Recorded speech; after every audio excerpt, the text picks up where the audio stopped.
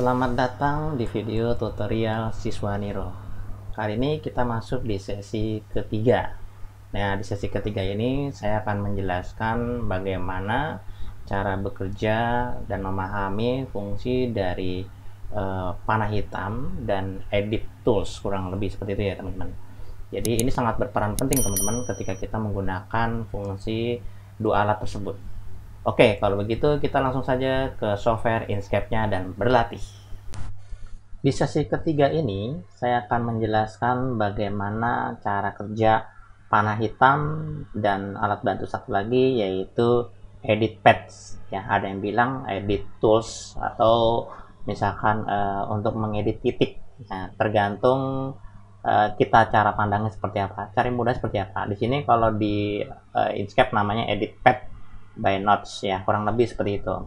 Oke, kita bisa menekan dengan S saja juga bisa, langsung otomatis terpilih toolsnya. Dan satu lagi yaitu dengan menekan N, kurang lebih. Jadi teman-teman cukup menekan S dan N di keyboard, otomatis akan terpilih alatnya. Kalau saya tekan N, yang terpilih yang bawah. Kalau saya tekan S, yang terpilih yang atas, kurang lebih. Oke, sementara waktu dokumennya saya coba arahkan ke posisi landscape teman-teman ya. Jadi saya pilih landscape, biarkan saja, lalu teman-teman sudah dirubah posisi seperti ini. Lalu saya tekan angka 5 di keyboard ya. Terus kemudian kenapa sih tekan angka 5? Supaya halaman kita pas tepat di screen-nya, kurang lebih seperti itu ya. Ada yang bilang namanya fit to specs, kurang lebih seperti itu ya. Oke, langkah pertama ketika kita ingin menggunakan fungsi dari alat ini, kita harus sudah memahami baik rectangle, circle, polygon, dan spiral. Oke, ini berlaku untuk semuanya, tiga semua alat ini. Jadi saya tidak akan menjelaskan secara keseluruhan. Jadi saya hanya menjelaskan mungkin 3 atau 2 gambar shape saja. Nanti yang lainnya sama cara kerjanya.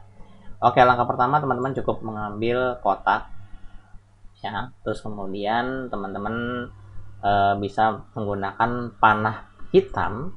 Ya, panah hitam ini fungsi kerjanya untuk apa sih?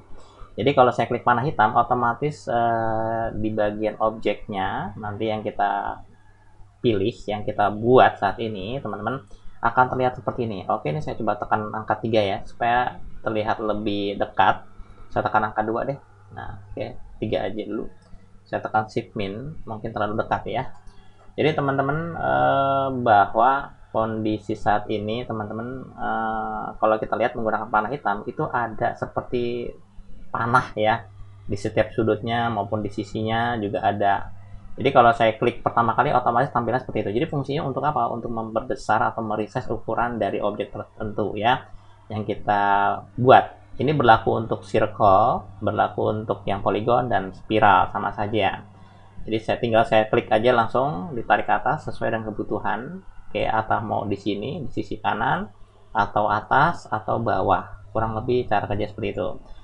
Oke, terus kemudian teman-teman juga ketika diklik sekali lagi di bagian dalam objeknya atau shape-nya, nanti otomatis fungsi kerja dari bounding box, orang bilang sih namanya bounding box ya istilah namanya.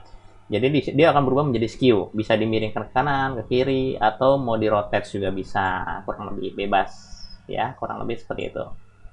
Oke, kalau mau dikembalikan ke awal, teman-teman klik lagi sekali. Nah, itu dia teman-teman. Ya, cara kerjanya cuma itu doang. Dan dia juga fungsi panah hitam juga bisa memindahkan posisi di mana yang kita mau. Oke, kurang lebih seperti itu. Ini saya undo dulu ya. Untuk mengundo, mengembalikan perintahnya, kita tekan Ctrl Z seperti biasa, standar Windows, teman-teman. Oke. Nah, teman-teman, selain dia fungsinya sebagai untuk apa ya? Untuk memilih objek, merubah dan sebagainya, dan putar juga teman-teman. Jadi teman-teman juga bisa mencoba untuk merubah ukurannya berdasarkan menggunakan fungsi dari shortcut yang ada di keyboard, Shift dan Control, teman-teman. Jadi kalau pakai Shift, saya tekan Shift ya. Kalau saya tarik, lihat akan terjadi kayak gini, teman-teman. Yang lain ya. Kalau nggak pakai Shift, saya lepas seperti ini. Ini saya tidak menggunakan Shift. Kalau saya pakai shift, teman-teman koordinatnya ada di tengah, tapi bebas pembesarannya, tidak proporsional. Supaya pembesaran supaya proporsional, teman-teman harus menekan Alt Ctrl. Ya. menekan kontrol, teman-teman. Saya ulangi, ketika teman-teman ingin memperbesar supaya proporsional, supaya sama besar, teman-teman menekan kontrol. Oke, mungkin saya coba bantu screen keyboard. Saya aktifkan screen keyboard dulu ya, teman-teman. Nah, ini dia. Teman-teman boleh perhatikan ketika saya tekan shift. Nah, ini tekan shift ya, otomatis tekan shift di keyboard. Objeknya diaktifkan dulu, tekan shift langsung ditarik. Nah, itu akan bergerak secara bebas. Ketika saya tekan menggunakan kontrol, nah dia pembesarannya seperti itu, teman-teman. Kurang lebih ya. Jadi cara kerja seperti itu. Kalau saya tekan kontrol dan shift, apa yang terjadi? Nah, jadi pembesarannya itu dari titik tengah porosnya, kurang lebih seperti itu. Oke, kalau pakai alt bagaimana? Boleh dicoba. Kalau pakai alt apa yang terjadi? Nah, pakai alt itu dia berdasarkan grid.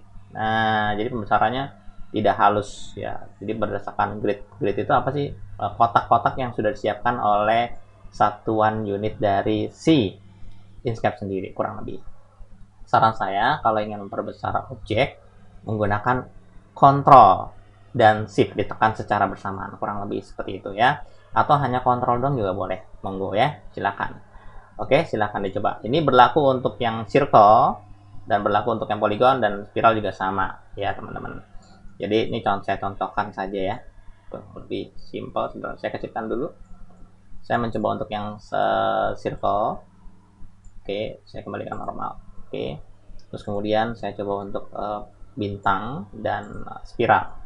Semua sama teman-teman. Jadi ketika saya pilih panah hitam, teman-teman tinggal diklik objeknya, lalu tekan kontrol dikecilkan, silakan. Atau mau dari sini juga boleh, bebas ya. Oke, dari sini juga boleh bebas. Jadi ketika saya menekan kontrol lalu klik di sini, di pembesarannya nanti porosnya berseberangan. Kita bisa melihat bahwa ketika saya klik kontrol lalu saya tarik, teman-teman bisa melihat ada tanda plus merah di ujung, itu dia. Jadi porosnya berseberangan. Ini juga sama, berlaku semua sama ya, tidak ada perubahan ya. Ini pakai kontrol. Kalau teman-teman mau pakai shift juga boleh, silahkan. Tapi kalau shift jatuhnya porosnya di tengah. Oke, itu fungsi dari panah hitam. Dan berikutnya adalah yaitu bagaimana fungsi dari yaitu edit paths.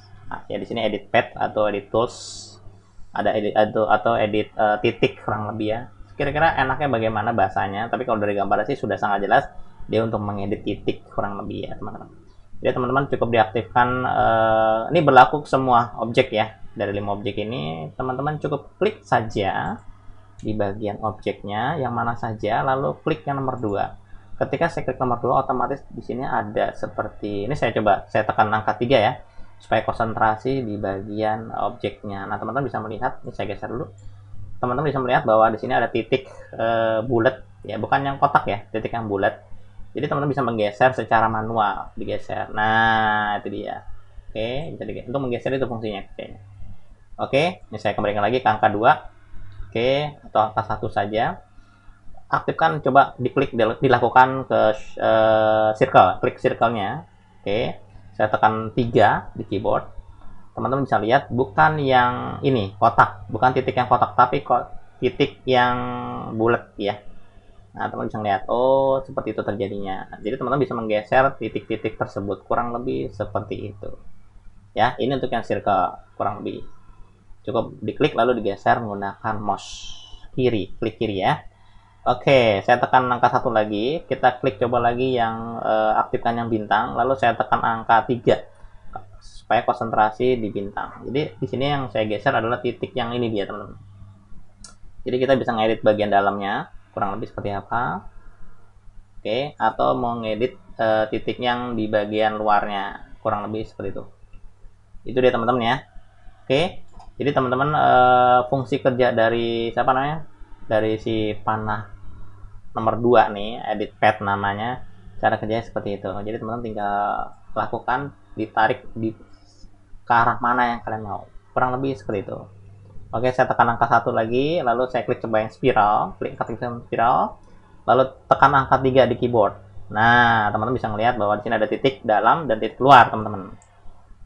Ketika saya tarik atau saya geser titik yang dalam, dia akan mengurangi jumlah untuk si spiralnya. Jadi teman-teman tinggal digeser ke arahnya lihat mouse saya ya ke dalam, dan makin banyak dan makin banyak dan makin banyak, kurang lebih seperti itu kalau dalamnya.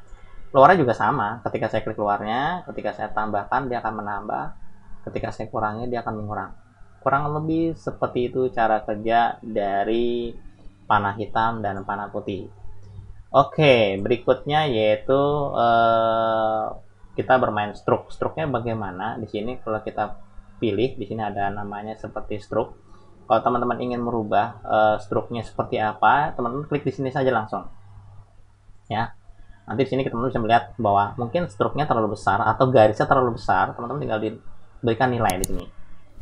Dia diklik aja, dia akan membesar. Kalau dikecilin, dikecilin. Kurang lebih seperti itu ya cara kerjanya. Oke.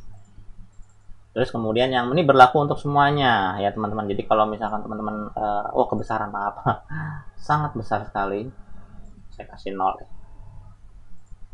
Iya, dah kebesaran. Oke, coba saya klik yang di sini. Oke, saya tekan 3, saya coba kecilkan lagi. Nah, bisa ya teman-teman ya. Jadi main stroke di situ. Untuk warna dan fill dan stroke pen-nya nanti sesi berikutnya saya akan jelaskan. Saat ini konsentrasi hanya di bagian panah hitam dan edit pad atau edit tool atau edit titik, kurang lebih seperti itu. Oke teman-teman, itu saja yang bisa saya sampaikan untuk di sesi yang ketiga ini. Saya berharap materinya bermanfaat. Bagaimana teman-teman untuk materi hari ini, sesi ketiga?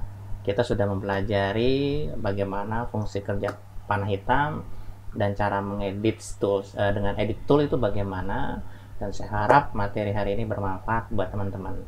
Dan bila mana materi hari ini bermanfaat dan berguna, jangan lupa like dan subscribe. Dan kita akan ketemu lagi di sesi keempat.